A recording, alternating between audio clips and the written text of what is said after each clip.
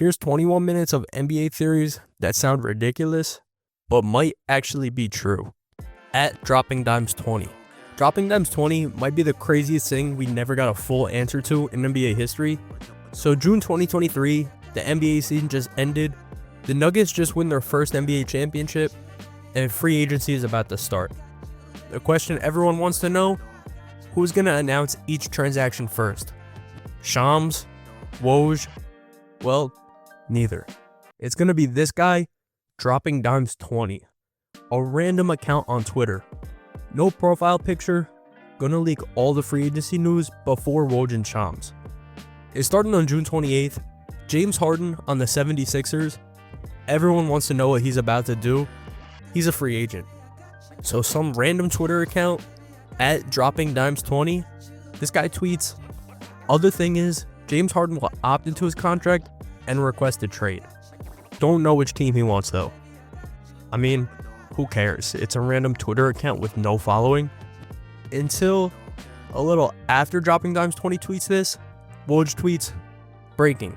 76ers guard James Harden is picking up his $35.6 million option, and sides are beginning to work together in exploring trade scenarios. It's expected that Harden has played his last game for Philadelphia. Okay, maybe Dropping Dimes got lucky, who knows. But then the guy follows it up, Houston got Drake's twin. Done deal. If you don't know who Drake's twin is, this is Drake, this is Fred VanVleet. Basically no difference. But again, a claim not being backed up with real evidence, until again, a little after that tweet, Woj tweets, free agent guard Fred VanVleet has agreed on a 3-year, $130 million contract with the Houston Rockets. Alright, he could just be getting lucky. I mean, this is 2 stars. But then there's this one. Because at this time, Bruce Brown just went all for the Nuggets, so every single team was trying to get him because he was a free agent. Then Dropping Dimes tweets, if you want Bruce Brown in your team, forget it. Unless you're a Pacer fan. And of course, what follows that? A Woj tweet. Free agent Bruce Brown has agreed on a 2-year, $45 million deal with the Indiana Pacers. So this guy has yet to miss. He's getting everything right before Woj and Shams. And Twitter, they keep deactivating his account in between all of this.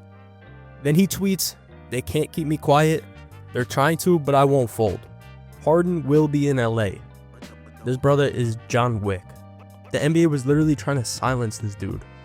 But of course, what follows that? A Woj tweet, breaking. The Philadelphia 76ers have agreed on a trade to send James Harden to the Los Angeles Clippers. Alright man, who is Dropping Dimes 20? And who are his sources? Because he doesn't miss.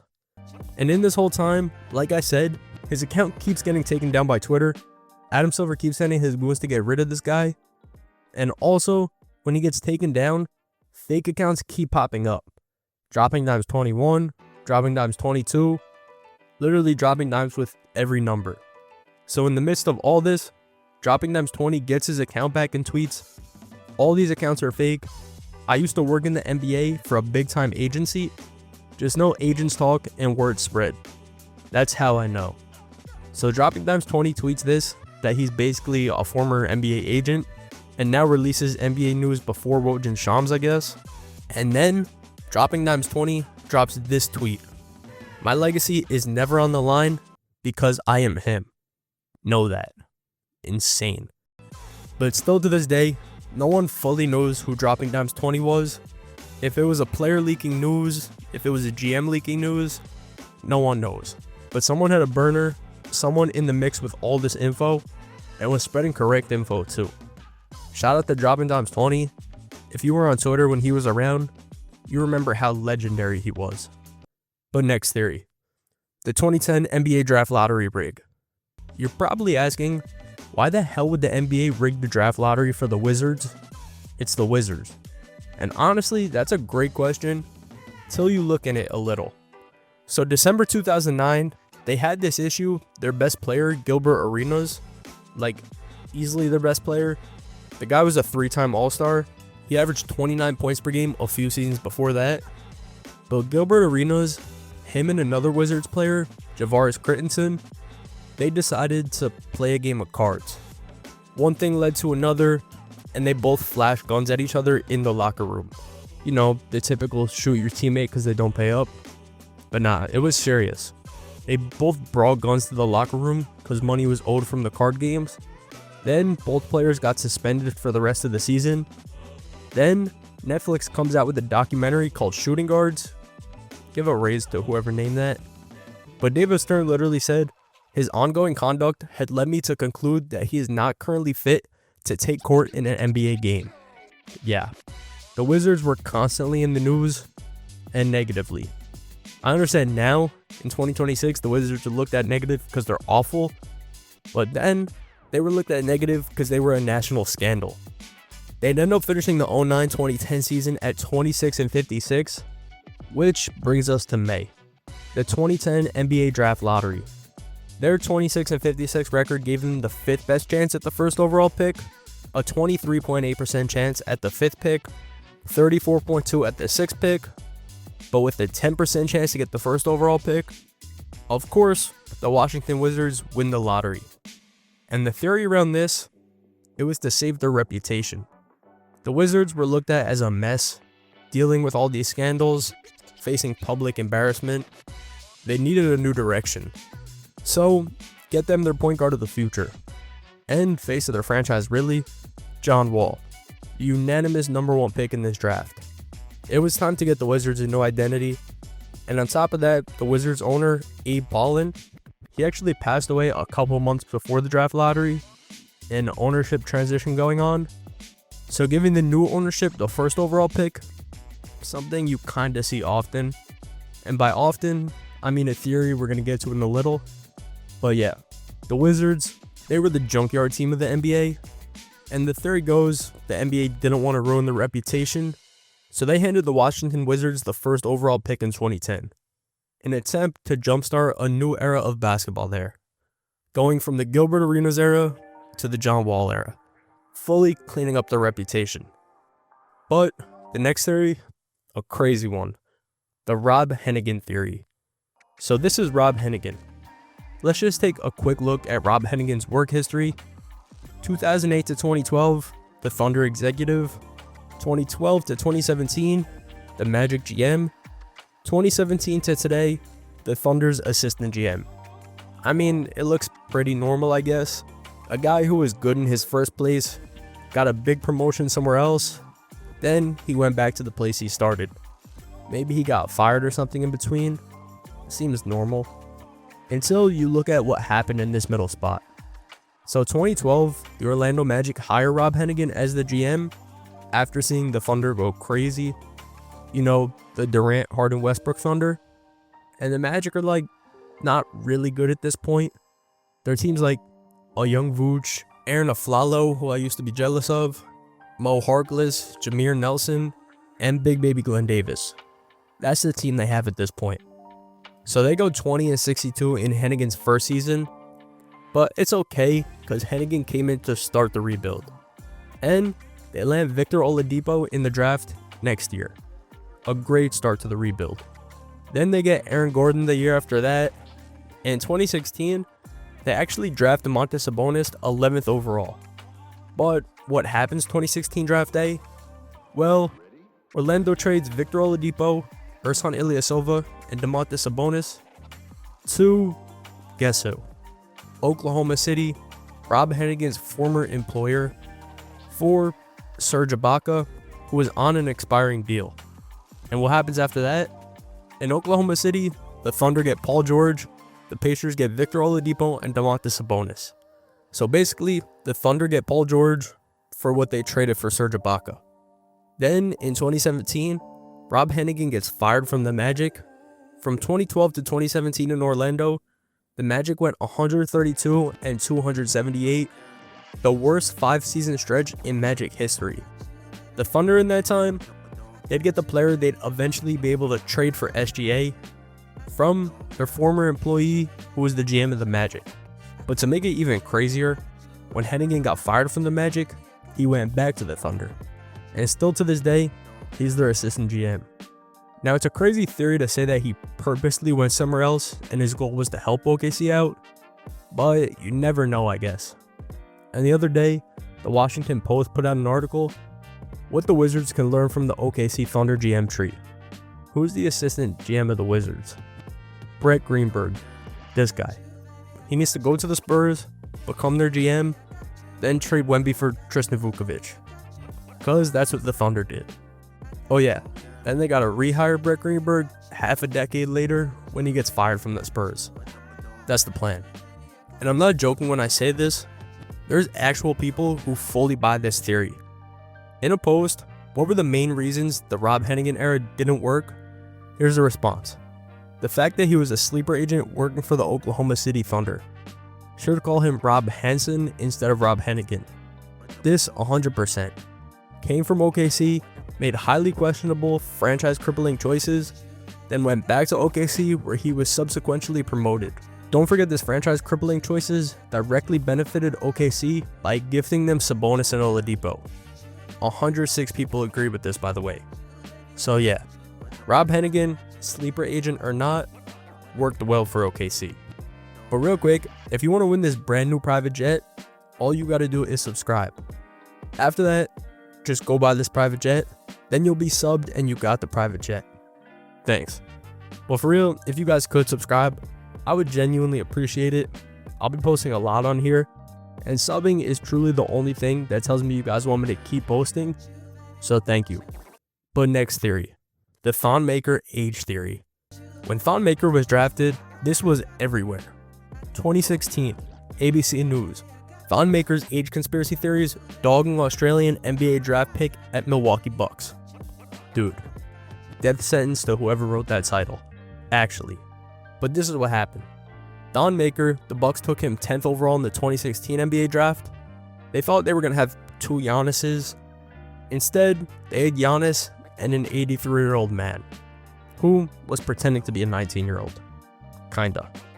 Thon Maker's listed birth date, February 25th, 1997. That would have made him 19 years old at the 2016 NBA draft. Normal age for a drafted player. You know, everyone thought the dude was 1 year removed from high school graduation, eligible for the draft, until right before the draft, an old yearbook photo of him leaked. In this yearbook, this was from the 2010-2011 school year. This was an Australian yearbook. At the time this was taken, all these other kids in this yearbook, Bianca, Karen, Susan, Jose, they were all 22 to 23 at this point. So if he was the same age as all these people he graduated with, he was 22 or 23 when he was drafted, instead of 19 like he said. I mean, Thon Maker's life path, the dude was born in Sudan, lived in Uganda, moved to Australia as a refugee, then he moved to Canada to play basketball, then the US to play basketball. The record tracking was just impossible, and literally no one knew what to make of Thon Maker. I mean, look up mock drafts from this time. They got him going 43rd here, 15th here, 19th, 41st. He could literally go anywhere in the draft. And eventually, this yearbook fueled a lot of speculation, and apparently a lot of teams were turned off by this whole age situation. But then, right after the draft, an old passport of his leaked, and it said that he was the age he said he was. Born in 97. So what the hell age is Thon Maker? No one fully knows. Are you believe in the yearbook? You believe in Bianca and Karen? Or you believe in the passport? I honestly have no idea what to believe. And this is only one of the examples of a false age in the NBA. Manute Bol, they used to say, was genuinely like 50 when he was playing. So Maker only being like 3 to 4 years older, possible, I guess. But next up, the draft lottery isn't private theory. This theory, we gotta go back to the draft lottery, but in a different light. So the NBA draft lottery, we gotta go back to 2016 again. So 2016, they picked the ping pong balls. That's how they've always done it. And in 2016, hours before they even do the ping pong balls for the draft lottery, Dikembe Mutombo tweets out a congratulations to the 76ers for winning the draft lottery.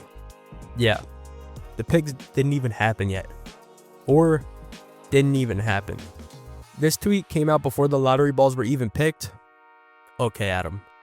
And of course, the tweet was instantly deleted. And also, of course, the 76ers would go on to win the draft lottery.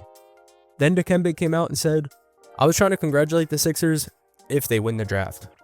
For some reason, I made a mistake. I'm just laughing so hard about what people are saying online, it's funny." The classic, "Congratulations if you win the lottery, 76ers. But another thing they said the Sixers social team sent out messages for Dikembe to copy and paste if the Sixers won the lottery, and Dikembe accidentally tweeted them. I don't know. The thing is though, even if Dikembe did know, when they're physically picking the ping pong balls, it's supposed to be this super secret thing that no one knows about. Read this. The NBA draft lottery drawing takes place in private, secured room shortly before the televised broadcast, although it isn't open to the public. It's observed by select NBA officials, team representatives, media members, and supervised by the accounting firm Ernst & Young. Got it. So it's some super secret, Spider-Man identity type secret, but they say it's only the team representatives that are there, and I know this ain't Dikembe, unless he's been out of the sun for too long. But yeah, people of course came out and said, the NBA draft lottery, a rig fest. And we'll actually get to one of the biggest draft lottery rig stories in a little, but this Dikembe story, you know this guy knew the Sixers won the lottery 12 hours before everyone. Shout out to Dikembe though, one of the most underrated players of all time. But next one. This might be my favorite one, the Ryan Anderson colorblind theory. So Ryan Anderson, this one comes from this post. Ryan Anderson's shooting struggles at home, a result of his colorblindness.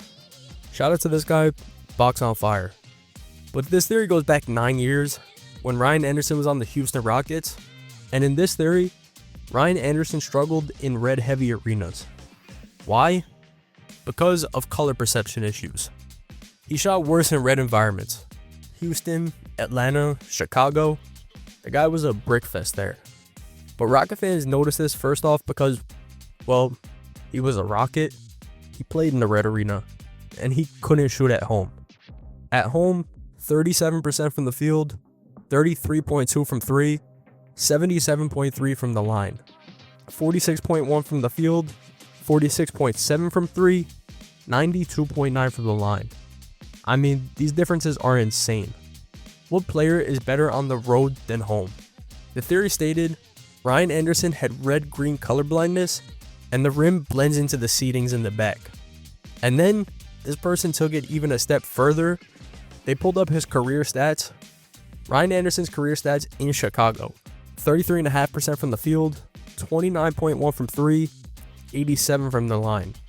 And then, his regular career averages, 42.3% from the field, 38.1 from 3, 86.1 from the line. I mean, the splits are obvious. Ryan Anderson, a sharpshooter, can shoot when he's playing in a red arena. I mean, if these were Ryan Anderson's opponents and they were playing on the Boise State field, that brother would have scored 300 points a night. But Ryan Anderson did officially come out and say he's not colorblind, which, Ryan Anderson, if I'm you, I'm dying by that. Oh yeah, I can't shoot because of the colors. Botched opportunity. But the last theory, the 2012 draft lottery rig theory. Besides the Patrick Ewing draft, the 2012 draft lottery might be the most famous draft lottery rig of all time. So the lottery is in May like always, but to fully understand this picture, we gotta go back a couple months. So the Hornets and Lakers agree on a trade, CP3 to the Lakers. But David Stern vetoes the trade. I'm not gonna go fully into the situation because I did a couple videos ago, but basically the reason this trade was vetoed, the Hornets didn't have an owner at the time, and David Stern said they vetoed it because basketball reasons. But a lot of people think he really just didn't like the return he was getting for Chris Paul, and the NBA wouldn't be able to sell the Hornets easily. Then the Hornets trade CP3 to the Clippers a few days later, which gives them a 22-year-old Eric Gordon. And if you know how good Eric Gordon was at 22, the dude was averaging 22 points per game. We're not talking about this Eric Gordon. Oh my, someone called the National Weather Service. We had an unanticipated storm in the building tonight. Homeboy was raining threes down on these fools. Bam, bam, bam, one after another. They'll lose track of you and boom, another one. So the Hornets got Gordon, and fast forward a couple months, time for the NBA draft lottery. First odds, the Bobcats, who just went 2 and 131. Second, the Wizards. Third, the Cavs. And fourth, the ownerless New Orleans Hornets. A 13.7% chance to win the lottery. And what would be the most attractive thing for any owner looking to buy a team? Well, give them one of the greatest college basketball players ever, Anthony Davis. The timing just felt too weird. The Hornets were financially unstable, in an ownership transition, just a mess. Then they land the first overall pick, and they're able to sell the team. Then suddenly, the team gets a new superstar, their ownership is stabilized, and they're back on track. Granted, this is the modern day Pelicans. I don't know if I would call them back on track, but you get it. Oh yeah, and this picture surfaced of AD wearing a Hornets hat before the draft even happened. But after trading Chris Paul, this is a market that was dying for a franchise face, and Anthony Davis solves that pretty easily. And this is while the 7-59 Hornets got MKG second. Criminal. But if you guys enjoyed this, I would genuinely appreciate if you could subscribe. I'm going to be posting a lot here, and it's the only thing that lets me know you guys want me to go all in on this channel. Thank you guys for watching.